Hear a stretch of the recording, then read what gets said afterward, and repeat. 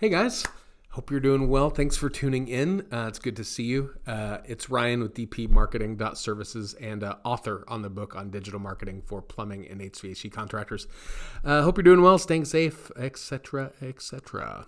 So yeah, coming at this video about something that's look, if you've like seen our videos for long, or if you've heard me speak at a conference or met us somewhere, whatever, I'm an advocate for SEO strategies, right? SEO, search engine optimization. It is, in my opinion, in my experience, it's one of the best ways to lower your cost of acquisition for your shop over time. Initially, it's really slow. There's a lot of technical work and a lot of geek work to actually building that foundation. But over time, it is cheaper than like AdWords. It is cheaper than Billboard, top of funnel, mid funnel, right? It's just a really effective mechanism to get more people to your business where you're not having to pay per click and pay per every lead because you're kind of just thinking differently. However, I did, as somebody who does SEO, I did want to kind of walk through like my personal headaches with it. Because for a lot of you guys, it seems like black voodoo magic, and I totally get it. Like it's overwhelming. So just real quick, this is going to be a little bit nerdy. Just to have a sort of language and kind of an understanding of what I mean when I say SEO. SEO is the science of optimizing your website or whatever property you're trying to target to rank better on a given search engine, right? So it could be Bing, it could be Yahoo, it could be YouTube, doesn't matter. They all have different techniques and different strategies. Our primary focus is Google because it's good or bad. It's the lion's share of the market. And as of right now, there are 212 known SEO factors that we know Google tracks for and attributes value in their ranking. And they include, there's things like, what's the name of your business, your URL, how long you've been around, content on your page, titles, headings, descriptions, metadata, alt text, even down to the most recent one is one that's kind of fun. It's, I shouldn't say this. It's called porniness. Yeah, true. Porniness, the degree to which something is associated with porn is actually an SEO ranking factor. So now you know. Tell that to your family tonight at dinner. See how that goes.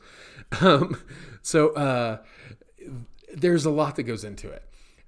And as somebody like you who maybe you're running calls, you're in a truck all day, or maybe you're in the office, or maybe you have a team that manages those things for you, right? And you're spending time golfing.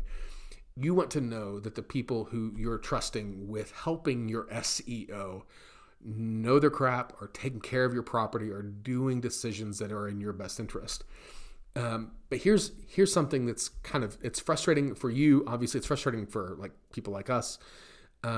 We literally are trying to hit a moving target. And by moving target, there's a couple of things that we have to account for.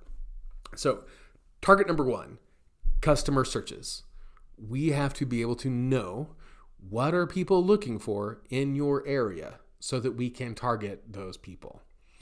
Luckily, there are tools for it. Like, it's not a giant mystery. We can identify with a certain degree of specificity of what are people doing when they look for a plumber or they need someone to come out and fix their AC unit in the summer. We can identify those. We can identify the volume of them on average. We can figure out how difficult it is to rank, and we could start working on those. Those tools exist. We can use those. Great. But the way that customers search changes over time.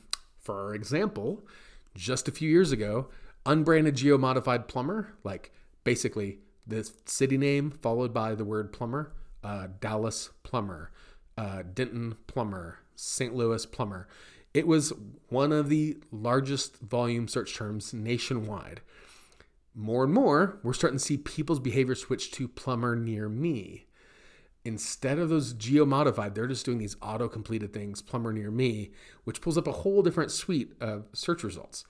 So we need to be always mindful of what your customers in your area are searching for because it changes. It is not a constant. It is a variable.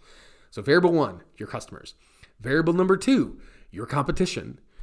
your competition, if they are good and if they've got people like us who care about their clients' properties, if they are doing a good job like we try to do, they're monitoring our work, they're monitoring your website's work, and they're trying to outmaneuver what you're doing. They are not a static ship either.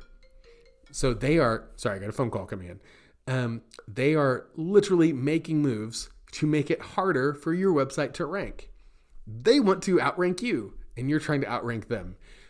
Both of you guys are competing. They are not stationary. When you do a set of strategies, if they're good, they'll respond with another set of strategies. And for people like us, we always have to monitor and assess what is your competition doing in your area, because when it comes down to it, we've got to be able to do it better than they are. Either same strategy but better quality, or different strategies, more efficacy. But either way, we can't fly blind. So moving target number 1, your customer searches. Moving target number 2, your competition. Here's the kicker that always gives me heartburn. Moving target number 3 is Google. In any given year, Google can have 300-400 algorithm updates to their search algorithms each year. That means on any given day, you can wake up and there's a whole new set of math running Google searches. Sometimes it's within the same day. Like sometimes I'll wake up, I'll sit in bed, I'll do a search just to see a client. Cool. 2 hours later on the same search, results are completely different. Time of day, device, behavior, what you did last time, these things can all change Google's response to what you're doing. And Google's response changes over time. Typically, Google does 1 or 2 massive shifts a year. And by massive, I mean sometimes have to go back and revisit some of the things that we've done to ensure that we're still on a good footing. Oftentimes they're just really small, like tweaks. But Google's process on changing their algorithm is so that they don't want anyone to game the system. They don't want anyone to figure out what particular thing that they're doing at any point in time. That's called black hat SEO.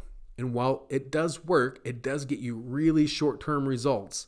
It is really dangerous because at any point in time, Google wakes up, they change their algorithm, and they say, nope, sorry, if you were doing that, you're done. And all that work, all that money you paid, it's for nothing. And you've got to start over at square one. So we try to avoid that sort of work.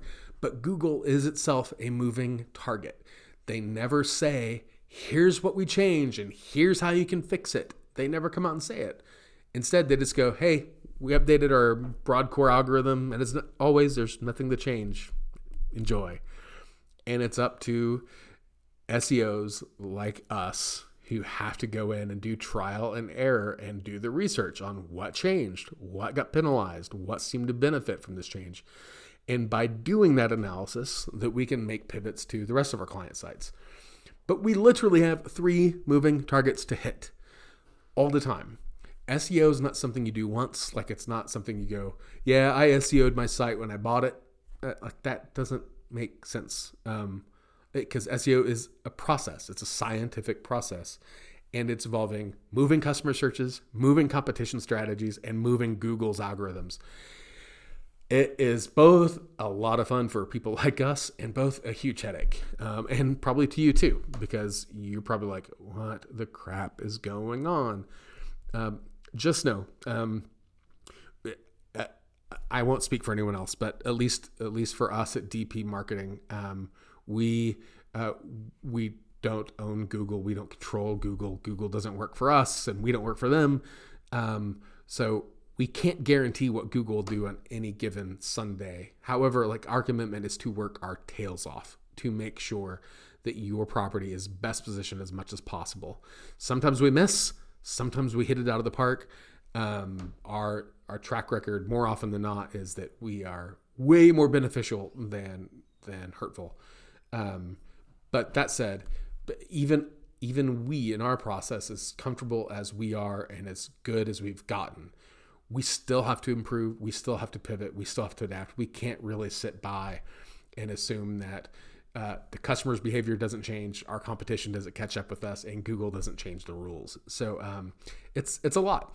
But I just wanted to share this with you because to me it's interesting. It's also frustrating and stressful both for you and for us. I get it. But I'd love to hear about your experience. What is your thought and experience with using SEO? Would love to hear from you. So please leave a comment, guys. Follow us on Facebook, subscribe on YouTube. Stay safe up there, and we'll see you next time. See ya.